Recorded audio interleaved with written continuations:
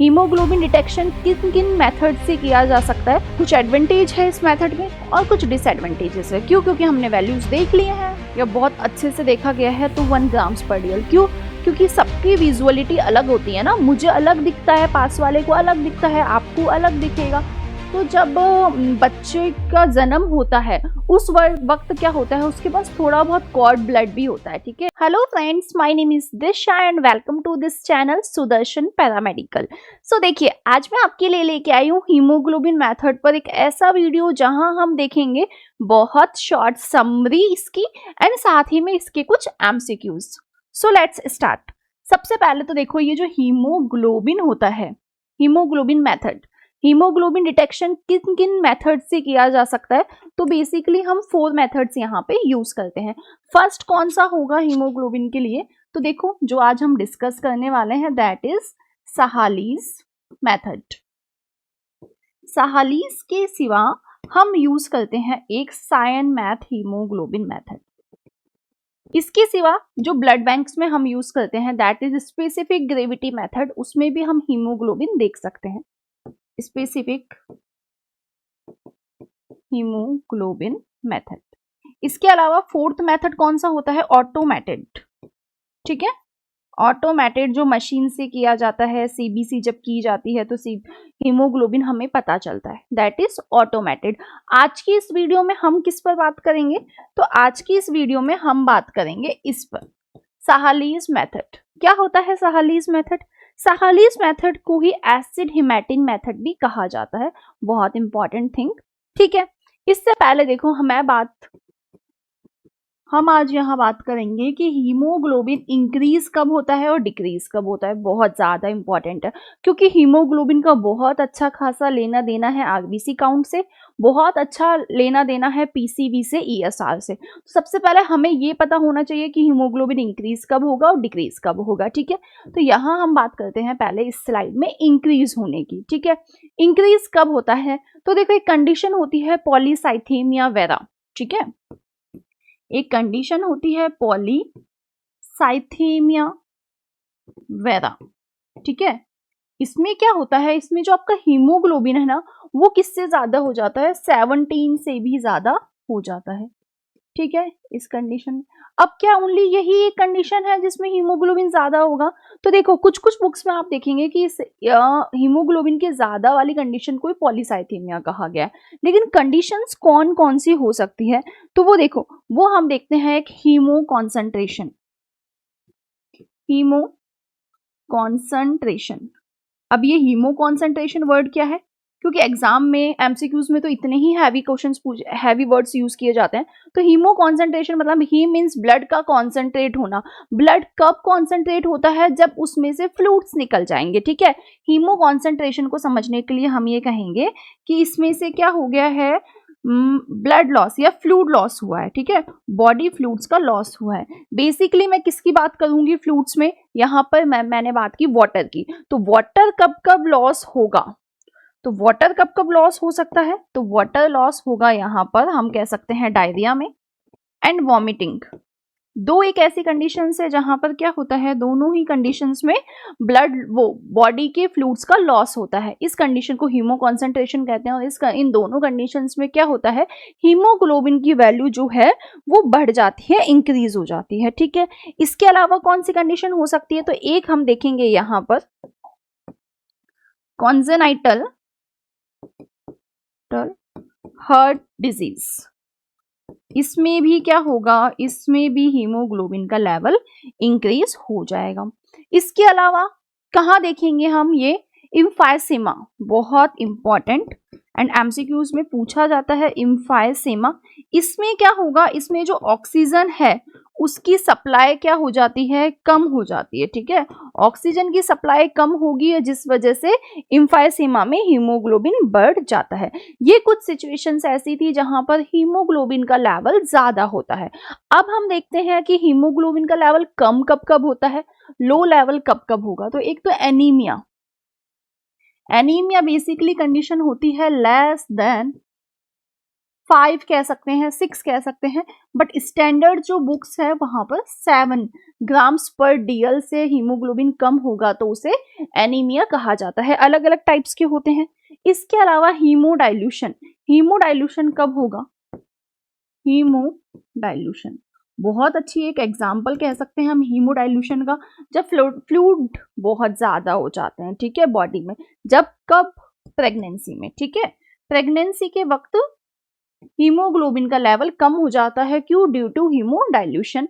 इसके अलावा जो ओल्ड एज है, जो ओल्ड एज वाली कंडीशन होती है, उस कंडीशन में भी क्या होता है, यहाँ पे हम देखेंगे कि जो आपका हीमोग्लोबिन है वो कम हो जाता है, ठीक है। ये तो हमने देख लिया कम और ज्यादा का किस्सा। अब हम देखते हैं हीमोग्लोबिन की वैल्यू कितनी होनी चाहिए, नॉर्मल वैल्यू कितनी होनी चाहिए, नॉर्मल वैल्यूज। तो स्टार्ट की जाए मेल से। तो देखिए ये जो स्टैंडर्डली जो होती है ना, वो मेल की कितनी होनी चाहिए, यहाँ पर मैं आपसे कहती हूँ कि मेल की यहाँ होनी चाहिए 13 to 18, मेल की यहाँ होनी चाहिए 13 to 18 ग्राम्स पर डीएल। फीमेल्स की बात की जाए तो फीमेल्स की कितनी हो सकती है, 12 to 16, 12 to 16 ग्राम्स पर डीएल। बहुत सी जगह 11 को भी ओके माना जाता है, लेकिन स्टैंडर्ड हम 12 to 16 कहेंगे। एग्जाम में क्वेश्चन जब भी आएगा तो हमें यही कहना है कि फीमेल्स की वैल्यू कितनी होनी चाहिए, 12 to 16 होनी चाहिए। इन्फेंट्स की बात की जाए तो इन्फेंट्स में हमें पता है कि बहुत ज्यादा होता है, तो इन्फेंट्स में कितना हो सकता है, 13, या मैं कहूंगी इन्फेंट्स में 13 ना कह के हम कहेंगे 14 to 20 या 13 to 20 भी हम कह सकते हैं, ठीक है। 14 से ज्यादा इन्फेंट्स में बहुत ज्यादा होता है। चिल्ड्रन की बात की जाए तो अकॉर्डिंग टू एज बच्चों में भी ये अलग अलग होते हैं, लेकिन एक आइडिया हम लें तो 11 to 14 ग्राम्स पर डीएल ये स्टैंडर्ड है। एंड यही एग्जाम में जब भी क्वेश्चन पूछे जाए हमें वैल्यूज यही याद रखनी है। 11 फीमेल्स में नॉर्मल नहीं होता है, ठीक है। हम चले आगे। अब देखिए, अब हम यहाँ क्या देखेंगे, इसके बाद में हम देखेंगे इसका मेथड। मेथड कौन सा यूज किया जाता है, तो मेथड होता है यहाँ पर सहालीज या एसिड हेमेटिन, दोनों ही मेथड हो सकते हैं, ठीक है। क्यों कहा गया एसिड हेमेटिन, कुछ ना कुछ तो लेना देना होगा, तो लेना देना आपको पता चलेगा यहाँ पर प्रिंसिपल से। प्रिंसिपल क्या कहता है, प्रिंसिपल कहता है कि जब ब्लड को किसके साथ मिक्स किया जाता है, ब्लड को जब मिक्स किया जाता है किसके साथ, 0.1 NaCl। बहुत सी बुक्स में N/10 HCl भी दिया हुआ होगा, एग्जाम में क्वेश्चंस दोनों में से ही पूछा जा सकता है, तो दोनों ही ठीक है, ठीक है। 0.1 NaCl से जब हमने इसको मिक्स किया ब्लड को, तो हम देखते हैं कि ब्लड में जो हीमोग्लोबिन है वो कन्वर्ट हो जाता है किसमें, एसिड हेमेटिन में। बस इतनी सी ही कहानी है सहालीज की, कि जो ब्लड है उसमें हीमोग्लोबिन एसिड हेमेटिन में कन्वर्ट हो जाता है जब उसको ये एसिड दिया जाता है, 0.1 NaCl जब उसे दिया जाता है, ठीक है। तो हम क्या देखते हैं कि जब ये एसिड हेमेटिन तो बन गया, लेकिन हम इसे देखेंगे कैसे, तो इसके बाद में क्या किया जाता है, इसके बाद में ये जो एसिड हेमेटिन बनता है इसे डाइल्यूट किया जाता है, ठीक है। डाइल्यूट किया जाता है किसके साथ, डिस्टिल्ड वाटर के साथ में। एंड इसके साथ में एक सहालीज हीमोग्लोबिनोमीटर होता है, ठीक है। उसमें एक कंपैरेटर होता है। कंपैरेटर बेसिकली वर्ड यूज किसके लिए किया जाता है, दो चीजों को कंपेयर करने के लिए, ठीक है। तो हम कंपेयर करते हैं वहां पे कि जो कलर फॉर्म होगा ब्राउन कलर्ड, ये एसिड हेमेटिन कैसा होता है, ब्राउन, तो वो मैच होता है या नहीं होता है। बस यही इसका प्रिंसिपल है, ठीक है। इसी के बाद में हम देखते हैं यहाँ पर इसका सैंपल, कि हम कौन कौन से ब्लड सैंपल्स यहाँ पर यूज कर सकते हैं। तो देखिए सैंपल्स की बात की जाए तो आप यहाँ पर कैपिलरी ब्लड भी यूज कर सकते हैं, ठीक है। आप यहाँ पे capillary blood, EDTA blood and double oxalate तीनों ही आप यहाँ पर यूज कर सकते हो, ठीक है। अब यहाँ पर इंपॉर्टेंट क्या होता है, इंपॉर्टेंट होता है इनके जो सहालीज हीमोग्लोबिनोमीटर है उसके चीजें। ठीक है। तो वहां क्या क्या होता है, एक तो आपको देखने के लिए मिलेगी HB पिपेट मैं उसे कह सकती हूँ, या सहालीज पिपेट भी मैं उसे कह सकती हूँ। ये क्या होती है, एक ऐसी पिपेट होती है जहां पर ओनली एक मार्क होता है, ठीक है, ओनली एक ही निशान होता है, ओनली एक ही मार्क होता है, कितना 20 μl, बस पिपेट की बात की गई है। अब बात की जाए सहालीज ट्यूब की, दो ही चीजें इंपॉर्टेंट है अपने लिए, सहालीज ट्यूब जिसे हैलीज ट्यूब भी कहा जाता है, हैलीज ट्यूब भी कहा जाता है। इसमें क्या होता है, तो देखो इसमें ना दो टाइप की मार्किंग्स होती है जो हम यहाँ पर थोड़ा सा डिस्कशन करेंगे, ठीक है। तो देखो ये एक ट्यूब है, इसमें 2 टाइप्स की मार्किंग है, जैसे कि कहाँ होती है पीसीबी वाली जो ट्यूब में होती है, सेम वैसे ही यहाँ पर भी 2 टाइप्स की मार्किंग होती है, ठीक है। देखो एक तो क्या होगी यहाँ पर परसेंटेज, और एक क्या होती है ग्राम्स पर DL, ठीक है, या 100 ml कह लो या DL कह लो, ठीक है। यहाँ क्या होता है हाईएस्ट परसेंटेज कितनी होती है, तो हाईएस्ट परसेंटेज होती है 14.5%, एंड इसे ही क्या कहा जाता है 100, ठीक है, इसे ही हम क्या कह सकते हैं, इसी को हम 14.5 ग्राम, सॉरी 14.5 ग्राम इसकी कैपेसिटी होती है, जो ये देख सकता है 14.5 ग्राम इसकी कैपेसिटी होगी, कौन सी वाली, ये वाली, ठीक है। एंड उसी को हम क्या मानते हैं 100%, जो इस साइड होता है, मतलब कि यहाँ से ये चलेगी 20 से, यहाँ से ये चलेगी 2 से, ठीक है, यहाँ तक जब तक आएगी जब तक 14.5 होगा, यहाँ पे जब तक आएगी जब तक 100 हो जाएगा, ठीक है। बेसिकली इतना ही होता है, ठीक है, कोई कंफ्यूजन नहीं है। तो हम चलते हैं मेथड पे कि हमने ब्लड टेस्ट कैसे किया, कैसे हमने हीमोग्लोबिन देखा, ठीक है। तो देखिए सबसे पहले क्या होता है, मेथड की बात की जाए तो मेथड में क्या होगा, सबसे पहले ओके, सबसे पहले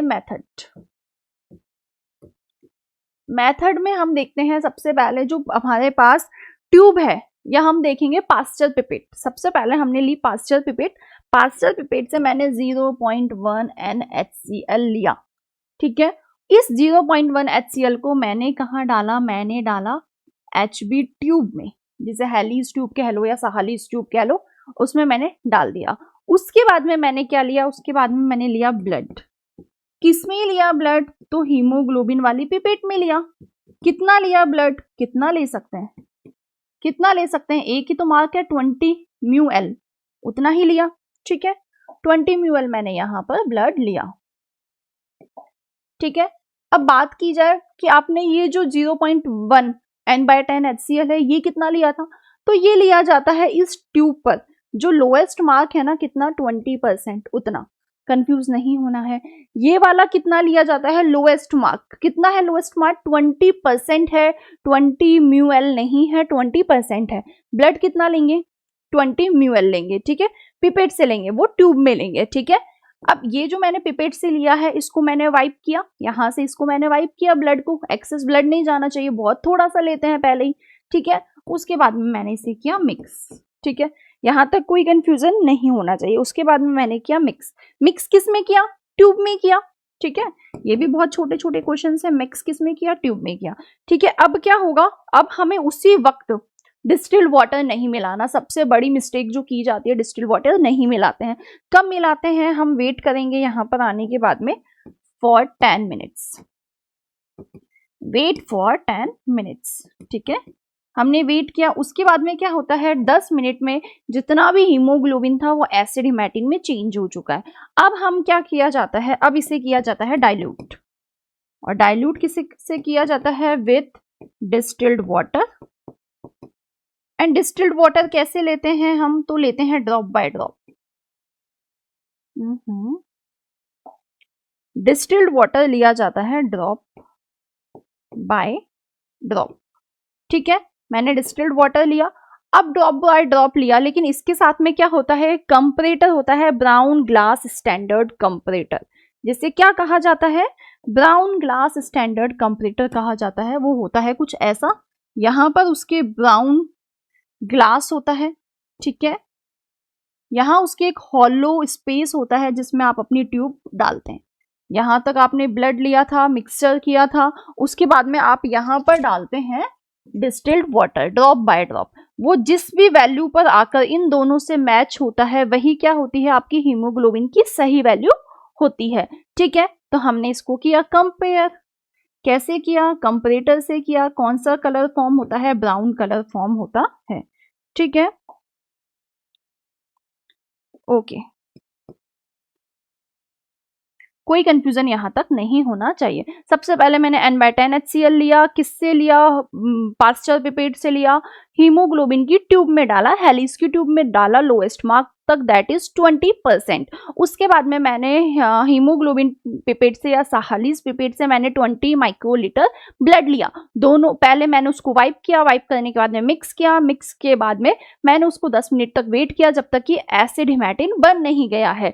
उसके बाद में मैंने उसको डाइल्यूट किया डिस्टिल्ड वाटर से ड्रॉप बाय ड्रॉप, एंड जैसे ही उसका कलर मैच हुआ मुझे अपनी वैल्यू मिल गई है। ठीक है, अब आप मुझे नीचे कमेंट सेक्शन में बताएंगे कि जो ये हीमोग्लोबिन की वैल्यू है वो लोअर मिनिस्कस पे देखी जाती है या अपर मिनिस्कस में, वो आप मुझे नीचे कमेंट सेक्शन में बताइएगा। ठीक है, मैंने यहां तक इसकी वैल्यू ले ली है। ठीक है, इसके बाद में हम क्या देखते हैं कि क्या है, कुछ मेराइट्स है एंड कुछ डीमेराइट्स है। ठीक है, कुछ एडवांटेज है इस मेथड के और कुछ डिसएडवांटेजेस है। क्यों, क्योंकि हमने वैल्यूज देख लिए हैं, कैलकुलेशन कुछ है नहीं, जो वैल्यू आई थी वही अपना हीमोग्लोबिन की वैल्यू होगी जो हमने देखी है मिनिस्कस पर। अब मिनिस्कस कौन सी है, ऊपर वाली है नीचे वाली है, वो आप मुझे बताएंगे। अब देखो मेराइट्स में आप क्या देखोगे, बहुत इजी टेस्ट है, इजी टू परफॉर्म है। सबसे बड़ी बात एंड इंपॉर्टेंट क्या है, इलेक्ट्रिसिटी सेवर है, इलेक्ट्रिसिटी सेवर है, इलेक्ट्रिसिटी की नीड ही नहीं है, एंड इसके लिए कुछ एक्सपर्ट होने की भी नीड नहीं है। No need to expertise, no need to expertise. ठीक है, कोई भी कर सकता है ना। ठीक है, इसके अलावा सनलाइट, बस सनलाइट ही तो चाहिए, उसके अलावा आपको कुछ चाहिए नहीं। पैसे भी ज्यादा कुछ नहीं लगते हैं, वैल्यू भी आ जाती है, easy to perform, easy to carry. बहुत छोटा सा बॉक्स होता है इसका, तो आप इसको कहीं पे भी लेकर जा सकते हो अपने साथ में। ठीक है, ये हो गए हैं इसके मेराइट्स, बस इतने ही है। अब बात की जाए डीमेराइट्स की, जो इंपॉर्टेंट है एंड जहां से क्वेश्चंस बनते हैं। ठीक है, तो सबसे बड़ा डीमेराइट इसका क्या है कि ये कुछ फॉर्म्स को चेंज नहीं कर पाता, ओनली हीमोग्लोबिन को ही चेंज करता है एसिड हिमैटिन में। उसके अलावा sulphur haemoglobin, methaemoglobin, methaemoglobin, carboxyhaemoglobin को ये चेंज नहीं कर पाता है, does not change to acid hematin. ठीक है, ये इसका बहुत बड़ा हो गया है डीमेराइट। ठीक है, डिसएडवांटेज। इसके अलावा क्या हो सकता है कि इसको सनलाइट चाहिए, मतलब कि नीड सनलाइट, सनलाइट चाहिए, तो मतलब इस टेस्ट को हम नाइट में परफॉर्म नहीं कर सकते हैं। नाइट में हमें किसी की हीमोग्लोबिन की वैल्यू है तो इससे नहीं किया जा सकता था, इसीलिए हमने दूसरा मेथड कुछ और चीज बनाई। इसके अलावा एक बहुत अच्छी चीज है कि आप यहाँ पर गलतियां देखने को आपको मिलेगी। 1 ग्राम्स पर DL, ये तो बहुत एक्सपर्टाइज हो या बहुत अच्छे से देखा गया है तो 1 ग्राम्स पर DL। क्यों, क्योंकि सबकी विजुअलिटी अलग होती है ना, मुझे अलग दिखता है, पास वाले को अलग दिखता है, आपको अलग दिखेगा, क्योंकि सबके आंखों से देखने की क्षमता अलग अलग होती है। तो क्या होगा, किसी को 14 ग्राम्स पर DL दिखेगा, कोई बोलेगा नहीं नहीं ये तो 15 है, नहीं नहीं ये तो 13 है, तो इंडिविजुअली अलग अलग होती है। इसके अलावा क्या क्या डीमेराइट्स हो सकते हैं कि वो जो ब्राउन स्टैंडर्ड ग्लास कंपैरेटर होता था ना, उसका जो ब्राउन है वो ब्राउन कलर भी कुछ वक्त के साथ साथ में फेड हो जाता था। ठीक है, वक्त के साथ में स्लोली स्लोली वो फेड्स होता था, और इंडिविजुअली यहाँ पर वेरिएशंस देखने के लिए मिले। तो ये इसके कुछ डीमेराइट्स हो गए हैं। तो आई होप आपको आज का ये जो अपना थ्योरी क्लास थी वो समझ में आई होगी। नेक्स्ट वीडियो में हम पक्का से जो साइन मैथ हीमोग्लोबिन है वो देखेंगे। आज के लिए हम सिर्फ और सिर्फ साहालीज मेथड ही लेके आए थे, एंड उससे रिलेटेड कुछ क्वेश्चंस हैं आपके लिए। So first question is the normal reference range of haemoglobin in adult man. First thing adult man में पूछी गई है। सेकंड थिंग, चाहे साहालीज पढ़ लो चाहे साइन मैथ पढ़ लो, कुछ भी मेथड पढ़ लो, वैल्यूज हमेशा सेम ही होगी। ठीक है, लेकिन ये सबके लिए नहीं होता है, ये पीसीबी और ESR के लिए नहीं है, ओनली एंड ओनली ये हीमोग्लोबिन के लिए है। ठीक है, कितनी होती है, 7 to 10 ग्राम्स पर डीएल, 9 to 12 ग्राम्स पर डीएल, या 13 to 17 ग्राम्स पर डीएल, या 18 to 20 ग्राम्स पर डीएल।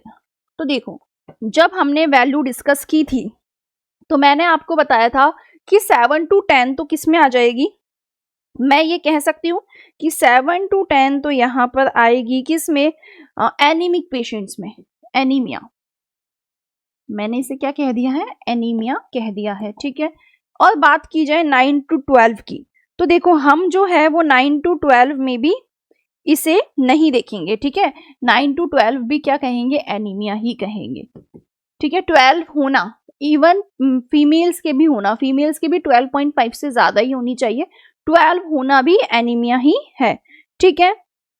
तो देखो, दो चीजें आपको मिली, एक तो 18 to 20 और एक 13 to 17। अब हम कैसे देखेंगे, तो देखो मैंने आपको बताया था कि जैसे ही वैल्यू 17 से ज्यादा होएगी तो डिजीज कौन सी हो जाएगी, और उस कंडीशन को हम क्या कहेंगे, पॉलीसाइथेमिया कहेंगे, ठीक है। तो आपका सही जवाब यहाँ पर क्या हो जाएगा, आपका सही जवाब यहाँ पर होगा ऑप्शन सी, 13 to 17 ग्राम्स पर डीएल, ठीक है। कोई कंफ्यूजन नहीं है, 13 to 17 ग्राम्स पर डीएल आपकी यहाँ पर हो जाएगी, ठीक है।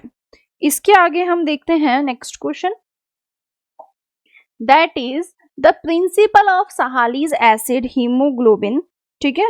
The principle of Sahli's acid hematin method is, क्या है सहालीज मेथड का प्रिंसिपल, तो ये थोड़ा सा कॉम्प्लिकेटेड आपके लिए होने वाला है। सिद्धांत क्या है, सल्फ्यूरिक एसिड कन्वर्ट्स हीमोग्लोबिन, क्या सल्फ्यूरिक एसिड कन्वर्ट होता है, ठीक है, to acid haematin which is then diluted until the color of the solution matches that of the comparator block। Sulphuric acid जो है वो हीमोग्लोबिन को एसिड हिमेटिन में कन्वर्ट करता है, फिर विलियन को तब तक पतला किया जाता है जब तक उसका जो कलर है वो ब्राउन ग्लास स्टैंडर्ड से मेल ना खा जाए, या HCl कन्वर्ट होता है to converts haemoglobin, HCl haemoglobin को कन्वर्ट करता है एसिड हिमेटिन में, जो कि बाद में डाइल्यूट किया जाता है जब तक कि कलर मैच ना हो जाए। Haemoglobin breaks down into bilirubin, या ऑल ऑफ दीज। अब ये देखो यहाँ पर ये जो बिलिरुबिन है ना, इसका तो कुछ काम ही नहीं है, मतलब ना ही तो ये हो सकता है और ना ही ये हो सकता है। अब आपको पता होना चाहिए कि जो हमने एसिड यूज में लिया है वो क्या था, N/10 HCl था या सल्फ्यूरिक एसिड था, तो HCl था ना अपना, तो अपना सही जवाब क्या हो जाएगा, option second. The next question is which reagent is used in Sahali's acid himetin method, कौन सा reagent यूज किया जाता है, तो देखो N/20 HCl, sulphuric acid, nitric acid, या N/10 HCl। अब देखो इन दोनों में हम कंफ्यूज नहीं होंगे, कंफ्यूज हम यहाँ दोनों में होंगे, तो पता होना चाहिए 0.1 NHCl या N/10 HCl दोनों एक ही चीज है, ठीक है, इसीलिए मैंने आपको दोनों नाम बताए थे। The next question is what is the lowest HB value obtained in Sahali's method? Sahali's method में कम से कम छोटी से छोटी वैल्यू क्या आ सकती है, 1 ग्राम्स पर डीएल, 2 ग्राम्स पर डीएल, 3 ग्राम्स पर डीएल, या 4 ग्राम्स पर डीएल। तो देखो जैसे कि मैंने आपको बताया था कि यहाँ पर क्या होता है, लोएस्ट वैल्यू कितनी होती है, 20%, एज वेल एज 1 ग्राम्स पर डीएल, बहुत से में क्या होगी, 1 ग्राम्स पर डीएल ही होगी, ठीक है।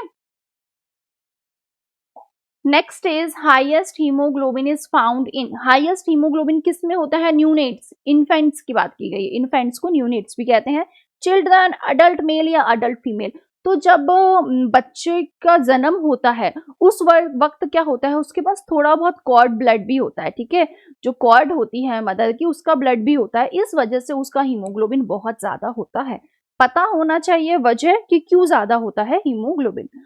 In Sahali's method, the hemoglobin which is not estimated, Sahali's hemoglobin method में हम कौन सा हीमोग्लोबिन नहीं देख सकते हैं, यहाँ आकलन नहीं किया जा सकता है। First option is carboxyhaemoglobin, second one is methaemoglobin, third one is sulphaemoglobin, and the last one is all of the above. तो मैंने आपको डीमेराइट्स में बताए थे कि इनमें से कोई से भी हीमोग्लोबिन हम नहीं देख सकते हैं, जिसके वजह से हमें नए मेथड की नीड हुई। Is the Sahli's method based on conversion of haemoglobin, Sahli's पद्धति, सहालीज मेथड हीमोग्लोबिन के कन्वर्जन पर डिपेंड करती है, ठीक है, तो हाँ जी बिल्कुल, लेकिन कौन सा, alkali hematin, acid hematoxin, acid hematin या एल्किलाइन हिमेटॉक्सिन। तो देखो ये हिमेटॉक्सिन है ना, वो दोनों ही अलग अलग है, ठीक है, दोनों ही अलग अलग है। तो आपका सही जवाब क्या होगा, एसिड हिमेटिन ही होगा। अब ये मत सोचना कि एसिड हिमेटिन को ही एसिड हिमेटॉक्सिन कहा जाता है, तो ऐसा नहीं है, एसिड हिमेटिन बिल्कुल अलग है। What are disadvantage of Sahli's method, Sahli's method की क्या क्या कमियां हैं। HbF is not converted to HP acid hematine. It is easily performed in laboratory.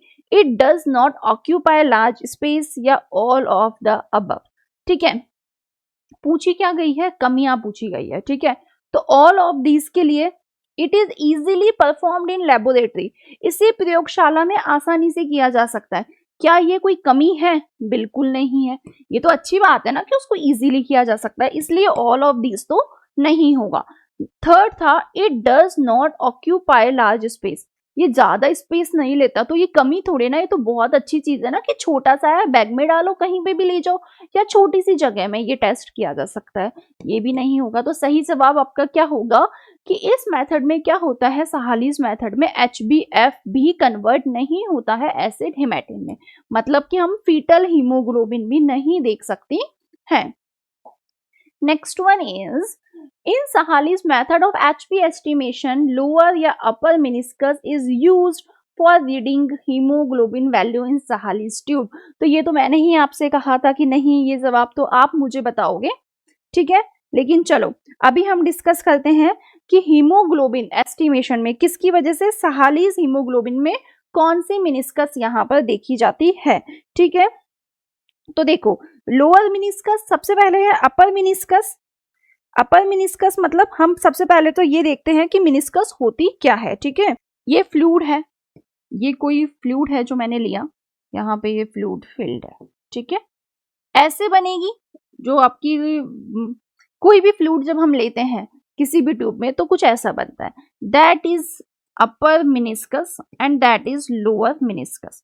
तो आपके पास ऑप्शंस क्या थे, upper meniscus, middle meniscus, lower meniscus या ऑल ऑफ दिस। तो ये देखो जो मिडल मेनिस्कस है ना, ये तो आप किसे कह सकते हो कि यहाँ पर आप आए हो, यहीं कहीं से भी वैल्यू ले लो, ठीक है, तो मिडिल मेनिस्कस तो नहीं हो सकती है, ठीक है। अपर मेनिस्कस या लोअर मेनिस्कस, इसमें हमेशा कंफ्यूजन होता है। तो देखो क्या होता है, हम वैल्यू कौन सी लेते हैं, और ये जो नीचे वाली वैल्यू है ना वो हमेशा ली जाती है। तो आपका सही जवाब क्या होगा, लोअर मेनिस्कस, ठीक है। The next question is, severe anaemia is graded as, anaemia कब कहा जाएगा, फॉर यहाँ पर क्या है, एनीमिया कब कहा जाएगा, और एनीमिया भी कौन सा वाला, सिवियर, मतलब बहुत ज्यादा, हम कह सकते हैं बहुत ज्यादा गंभीर, कब कहा जाएगा, जब वैल्यू हीमोग्लोबिन की वैल्यू 7 to 10 ग्राम्स पर DL होगी, या 10 से ज्यादा होगी, 7 से कम होगी, या नन ऑफ दिस। तो देखो जब मैंने एनीमिया बताया था तभी आपको कह दिया था कि जो साइंटिफिकली है वो तो हम क्या कहते हैं कि 7 से कम होना, ठीक है, 7 to 10 ग्राम्स भी एनीमिया में ही आता है, लेकिन सेवियर की बात की गई है तो हम यहाँ पर 7 से कम वाली वैल्यू लेंगे। The next question is, at the time of birth haemoglobin value is, वापस से वही आ गया है, इन्फेंट्स में हीमोग्लोबिन की वैल्यू कितनी होती है, तो सबसे ज्यादा होती है, ठीक है, 7 to 11, 9 to 12, 12 to 14 या 13.6 to 19.6, सबसे ज्यादा वाली वैल्यू कौन सी है, डी, तो हमने लगा दिया option D. The next question is, in Sahli's method of haemoglobin estimation blood is converted into which solution. Sahli's method जब हम किया जाता है हीमोग्लोबिन के लिए तो ब्लड जो खून है वो किस में कन्वर्ट हो जाता है, ठीक है, alkali hematin, acid haematin, oxy haemoglobin या सल्फे हीमोग्लोबिन। तो देखो ये जो दोनों की बात की गई है इनमें कंफ्यूज नहीं होना, क्यों, क्योंकि इफ होते तो ये दोनों कन्वर्ट होते हैं एसिड हिमेटिन में, ठीक है, अगर कन्वर्ट होते तो ये दोनों कन्वर्ट होते, जैसे कि हीमोग्लोबिन कन्वर्ट हुआ था, नॉर्मल हीमोग्लोबिन कन्वर्ट हुआ था, वैसे इन तीनों को कन्वर्ट होना चाहिए। यहाँ आपसे पूछा है कि ब्लड किस में कन्वर्ट होता है, ठीक है, तो वो क्या होगा आपका एसिड हिमेटिन होगा, नीचे के दोनों ऑप्शंस में हमें कंफ्यूज नहीं होना है।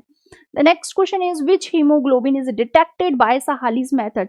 कौन सा हीमोग्लोबिन डिटेक्ट किया जाता है सहालीज मेथड से? Carboxy sulphaemoglobin, methaemoglobin या ऑक्सी हीमोग्लोबिन? तो देखो कौन सा किया जाता है, ये oxyhaemoglobin, only oxyhaemoglobin ही कन्वर्ट किया जाता है। हीमोग्लोबिन याद आया, O2 कहां पर? Lungs to body, body to lungs oxyhaemoglobin आते हैं, कार्बोक्सी हीमोग्लोबिन आते हैं। तो यहां कौन सा किया जाता है? ऑक्सी हीमोग्लोबिन ही किया जाता है। ठीक है, ओके। तो यहां ऑक्सी हीमोग्लोबिन क्यों नहीं हुआ था? क्योंकि आपसे पूछा गया था ब्लड किस सॉल्यूशन में कन्वर्ट होता है। ठीक है, blood is converted into which solution, और यहां आपसे पूछा गया है कि हीमोग्लोबिन में कौन सा हीमोग्लोबिन डिटेक्ट किया जाता है। तो वो क्या होगा अपना? ऑक्सी हीमोग्लोबिन, तीनों नहीं किए जा सकते हैं। ठीक है, लास्ट सेकंड क्वेश्चन होने वाला है आज का अपना, which hematin contains colloidal system of haemin and denatured globin. ठीक है, अब ये बहुत इंपॉर्टेंट है। ठीक है, क्वेश्चन एग्जाम में कैसे भी आ सकता है कि ये जो एसिड हेमेटिन होता है, सही जवाब इसका क्या होगा? एसिड हेमेटिन होगा। लेकिन इफ आज का ये जो क्वेश्चन है वो सहालीज वाले टॉपिक में नहीं आता, तो हमें कैसे पता चलता कि एसिड हेमेटिन होगा या साइन हेमेटिन होगा? तो देखो जो एसिड हेमेटिन होता है ना, वो किससे बनता है? तो देखो उसके पास एक तो कोलाइडल सिस्टम होता है हेमीन के लिए, एंड डीनेचर करता है ये ग्लोबिन को। ठीक है, एसिड हेमेटिन N/10 HCl, जैसे ही एसिड दिया गया तो इसने क्या किया? हेमीन को, कोलाइडल सिस्टम को, एंड साथ ही में ग्लोबिन को क्या किया है? डीनेचर्ड किया है, उन्हें तोड़ा है, या हम कह सकते हैं उनकी नेचर जो थी उसको खत्म किया है। ठीक है, for haemoglobin estimation blood sample is collected in which container, vacutainer sorry. Haemoglobin जांच के लिए कौन सा वैक्यूटेनर यूज किया जाता है? EDTA, plain, third option is sodium citrate, and the last option is double oxalate. अब यह तो बहुत कंफ्यूजिंग क्वेश्चन है। क्यों? क्योंकि अभी तो आपने बताया कि प्लेन भी EDTA भी किया जा सकता है एंड डबल ऑक्सिलेट भी किया जा सकता है, लेकिन यहाँ तो बोथ A एंड D तो ऑप्शन ही नहीं था। तो ऐसे सिचुएशन में हम क्या करेंगे? तो ऐसे सिचुएशन में हम ये कर सकते हैं कि डबल ऑक्सिलेट वाला जो है ना, वो अब होते भी नहीं है, वैक्यूटेनर्स अभी होते भी नहीं है, बहुत पहले चलते थे और अभी इनका यूज भी नहीं किया जाता। तो इफ यहाँ पर एक ऑप्शन ये होता E, both A and D, तो आप सही जवाब कौन सा होता? अपना B होता। लेकिन जब दोनों सामने खड़े हैं, दोनों सेम है और दोनों सामने खड़े हैं, तो हम क्या देखते हैं कि प्रायोरिटी पे कौन है। ठीक है, तो कौन है? EDTA, जो यूज भी किया जाता है, अभी पाया भी जाता है और बहुत कॉमनली यहाँ पे लैब में EDTA वैक्यूटेनस पाए जाते हैं। तो इसका सही जवाब क्या होगा? इसका सही जवाब होगा ऑप्शन A। आज की क्लास इतनी ही। आई होप आपको haemoglobin estimation bye Sahli's method समझ में आया होगा, अच्छा लगा होगा, MCQ समझ में आए होंगे। कोई भी कंफ्यूजन हो नीचे कमेंट सेक्शन में आप पूछ सकते हैं। सो आज के लिए इतना ही। वीडियो अच्छी लगी हो वीडियो को लाइक कीजिए, अपने फ्रेंड्स को ज्यादा से ज्यादा शेयर कीजिए, एंड चैनल पर नए हैं तो चैनल को सब्सक्राइब कीजिए। Thank you.